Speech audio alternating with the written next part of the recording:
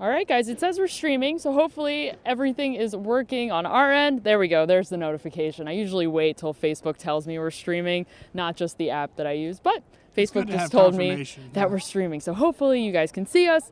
Welcome to the Packers postgame chat. We are wrapping up the Packers' victory over the Detroit Lions here at Lambeau Field tonight. They moved to 5-1 and 3-0 in the NFC North. Not necessarily the style in which I thought they were going to win. I did not think that Mason Crosby would be making 3 field goals, so that's, a substantial portion of the Packers' offense tonight. And I certainly did not think that Alan Lazard would be the Packers' leading receiver. He had a touchdown. He had, over 60 receiving yards. He was a star tonight for the Packers. I didn't think the Packers would win a game that they never led for 1 second on the clock, and that's what they did. They never had a lead for 1 game second. They trailed for 60 seconds, except with 1 second on the clock. Mason Crosby, you want to talk about some redemption? A year after those 5 missed field goals in Detroit with the game winner against the Lions, 23-22, a game that they never led for a second on the clock. As time expires, they finally take their first lead, and that's the most important time to be leading a game. All right, guys, I have Facebook up right now. Thank you for joining us. If you're awake, hello. I guess it's only 11:30-ish, so it's not that late. That game kind of flew by. It did. It moved quickly. Which I have no complaints about on a night game. Run that clock. We love a quick game, but what we don't love is, at least for me, I don't know how you guys felt. As a lover of, as someone that enjoys watching football, 8 field goals, not very entertaining, in my opinion. Sticks and stones may break your bones, but field goals will very rarely kill you. And that was basically the Packers' defense tonight. They bent a lot. They gave up big plays. But you want to talk about good adversity defense? I mean, the very first play is a 66-yard flea flicker of the night, and then the Lions get nothing after that field goal. Time after time again, that was their own doing. They put themselves in bad positions, but then they on the scoreboard where it counted, they kept the Lions out of the end zone. That's why they won tonight. Yeah, definitely some resilience from the Packers defense. Zadarius Smith with a sack, Preston Smith with a sack. I believe that puts their numbers as a whole at 12.5 sacks, which is a substantial upgrade over last season. They both almost have career highs in Game 6. So, yeah, they're playing like Pro Bowlers right now. That's what they're playing like, and it's big for the defense. We should mention the 2 Trey Flowers illegal hands to the face penalties, which has been controversial. I did catch up with David Bakhtiari in the locker room after this one, and I asked him point blank, do the Lions have a gripe? And he didn't say no. He didn't say yes either, but he didn't say no. He kind of basically said, look, they can go both ways. And, you look at them, the first one I thought, and keep in mind, they both happened in the fourth quarter. It's a night game. There's a lot of writing I have to do in the fourth quarter. It's not like I can rewind 15 times and slow it down frame by frame. I thought the first one of the 2 was the more questionable one, more a hands to the throat than a hands to the face. And where do you draw that line? Did he get face mask? Maybe.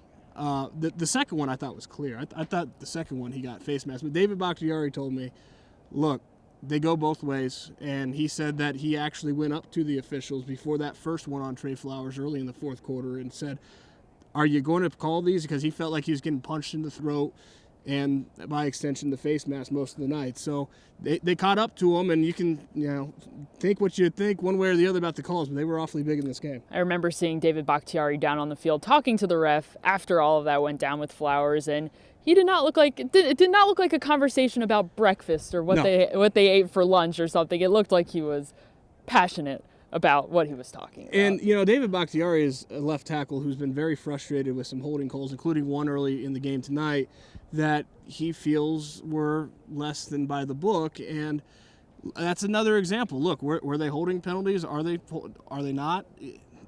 Those are so subjective as calls. It really depends on perspective a lot of the time.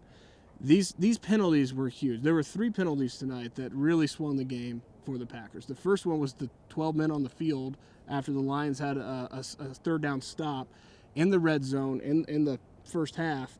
And I'm trying to remember the last time I saw 12 men on the field before a field goal. That doesn't happen very often. Very confusing. The Packers were going to kick it. The Lions had too many men on the field. They get an automatic first down. They score their first touchdown of the night. And then obviously the 2 Trey Flowers' illegal hands to the face penalties, the one after a third down stop, the other at the end of the game that allowed the Packers to milk it all the way down to 1 second. 3 huge penalties, all against the Lions on a night when the Packers really did not cause their own breaks. I mean, they did a lot wrong, including an interception off of Darius Shepard's face mask by the goal line. They needed some breaks, and they got some from the officials. Not to mention some non-calls as well. There was that one, I believe Will Redmond was in coverage. It looked like it could have been called as defensive pass interference. I agree. It was not called. But on top of that, the Lions didn't even challenge it. There's just so much confusion over what's DPI, what's PI, what's not. I was surprised by that too.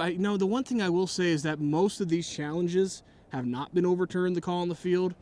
I did think that was a Will Redmond DPI. So, I mean, he got to the receiver first before the ball and kind of swapped his arm across his chest and clearly caused him to get off balance. To me, that's a DPI. But I'll be the first to tell you, I have no idea what a pass interference is, offensive or defensive, in this league through 6 games anymore. It's such a subjective call, and it's all over the board in the consistency. So, I mean, good luck trying to figure that out. But does anybody? No. Do the refs? I don't think so.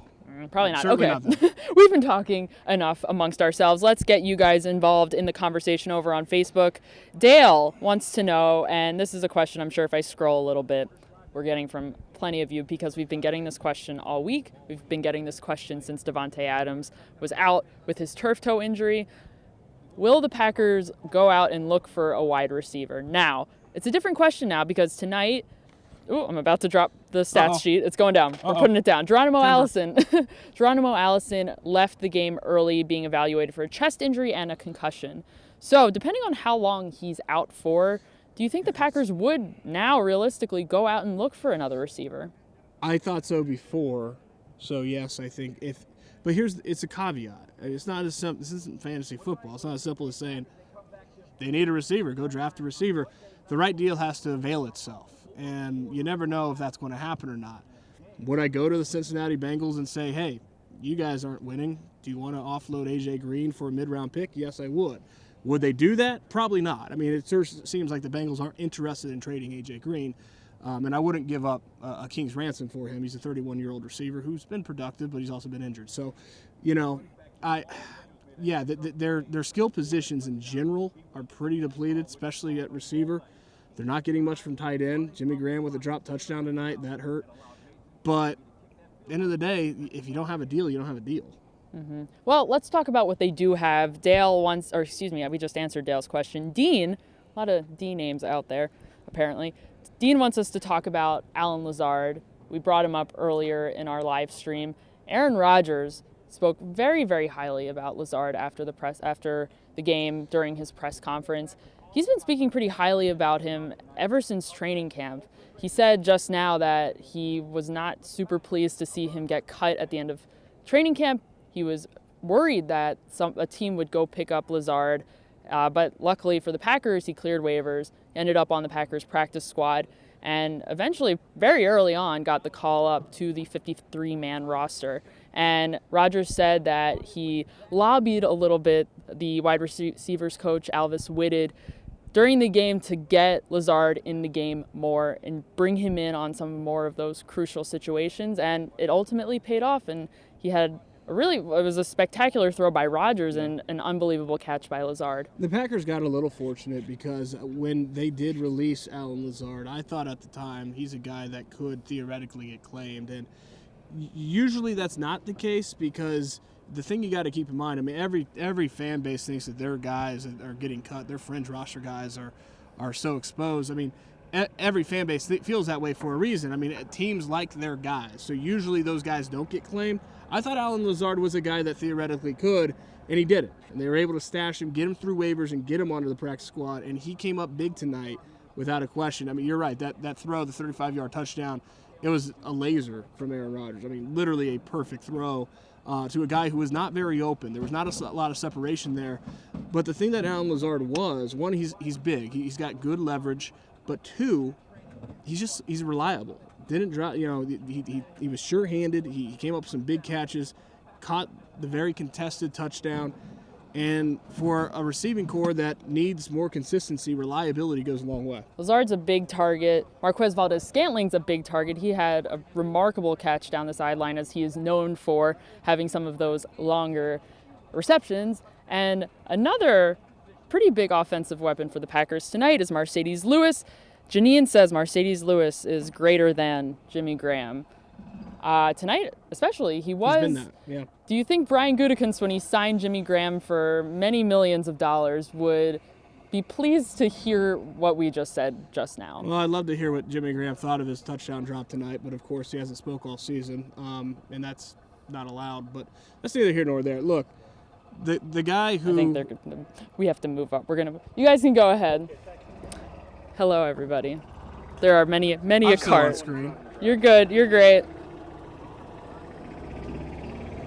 Hello. Okay. The guy who's there's making one more cart basically coming. league minimum is outproducing the guy who's the highest cap hit of any tight end in the league. So not how you would draw it up, but yeah, Mercedes Lewis has been in some ways a revelation for this offense, and they need more plays from him. Jimmy Graham, he is what he is right now. Not a guy producing. Dropping passes, he had the drops against Philly where he went up with one hand in the end zone. He had the drop tonight. He's got to play better, and I think he knows that. So those were some big highlights among the receiving core. Let's talk about quite a low light among the receivers. Mark wants to know if the Packers are going to cut Darius Shepherd. He almost single-handedly lost this game for the Packers. It was not a great night for Darius Shepherd. With the interception, the things did not go in his favor. It was, I'm sure, tough for him. Is it a rookie thing? Do you chalk it up to that? Do you give him another chance? Or do you foresee the Packers being a little bit more harsh? I'm not going to say they're not going to cut him because it is the type of game that you see a guy who is an undrafted rookie get cut from. He had a bad night.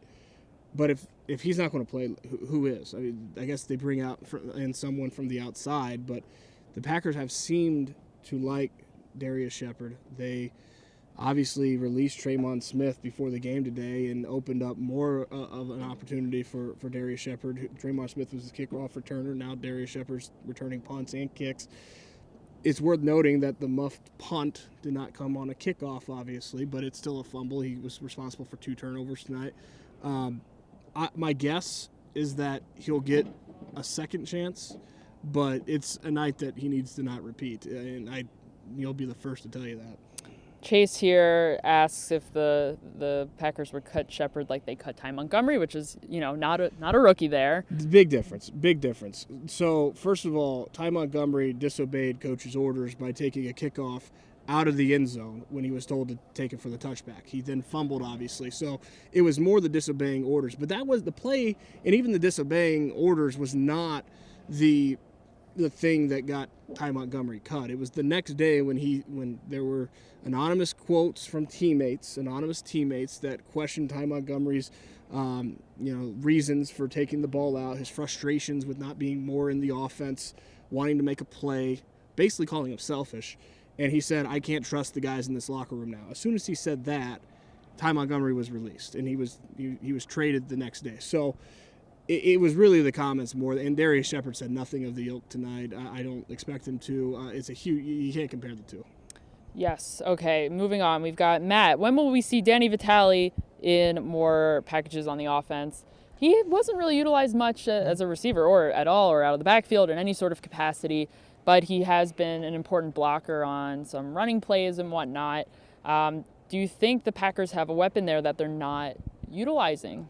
They rode the hot hand tonight in Jamal Williams. I don't think you could give him the ball enough tonight. Jamal Williams was very good. Talking with some of the offensive linemen, some of his teammates after the game, no one said anything ill against Aaron Jones, but they were all like, look, we've got 2 good running backs on this team. And that's how they look at it inside that locker room. There's only one of them ever gets talked about. It's all Aaron Jones, and for good reason. Aaron Jones, when he's on, he's a dynamic player. But Jamal Williams showed that tonight, and he was the best player on the field for the Packers for large parts of that game. As good as Aaron Rodgers was in clutch moments, it was Jamal Williams that carried that offense. So I think fresh out of concussion protocol, he was hot, and they rode that. Yeah, exactly as you just said, this is his first game back after taking a huge hit, and he played extremely well. Yeah. It says a lot about him, and clearly he's talented. It's remarkable. I can't imagine the strength that it takes to get through that. Also had the savvy to not go into the end zone at the end of the game. That was impressive. Phenomenal. I was sitting down, so I was walking down to the locker rooms in the press conference during the game around the 2-minute warning, and I watched that on television. My jaw hit the floor because I thought it was hilarious. He was laughing. I don't know if you could tell. He said he was tempted to after the game. He said that he was definitely tempted to score. He wanted to score. He also said he doesn't play fantasy football. Unlike Alan Lazard, he said that he started himself on his fantasy football team tonight, so that touchdown helped him, obviously, in more than one way. He said, Jamal Williams said, no, don't play fantasy football, so there was none of that temptation there. We're going to take one more step in so our good friends in the cart can come through again.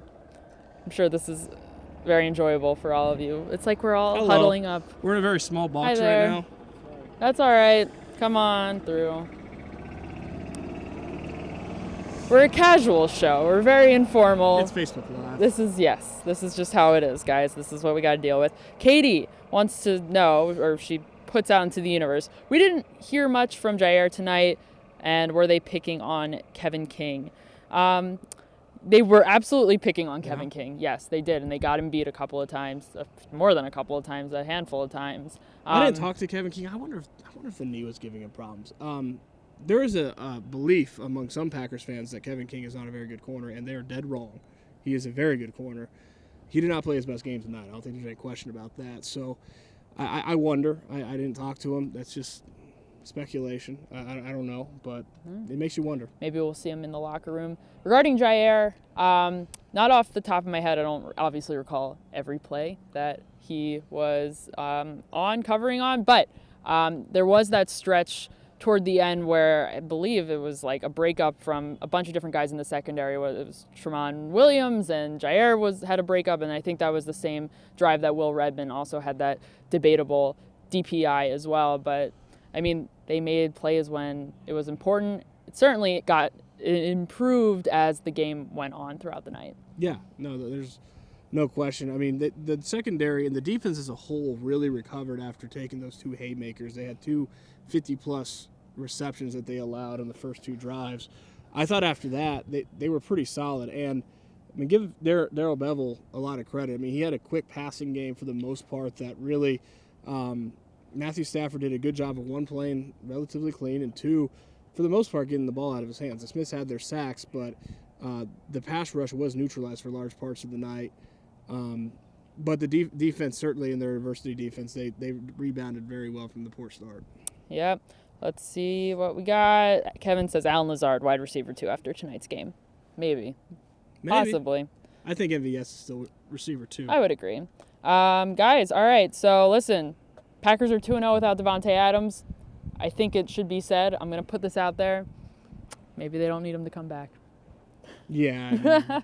Just kidding. It's very late for Olivia. They would be thrilled to have Davante back. They need to have Davante Adams back, obviously. The question is just if they can throw enough receiver production without him being out. So far they have. They're fortunate. They've won both of these games that he's missed, but they've not gotten a lot of catches from their receivers. Their running backs have carried the game. They carried the day in both of these wins. Aaron Jones in Dallas, Jamal Williams tonight. It hasn't been the receivers.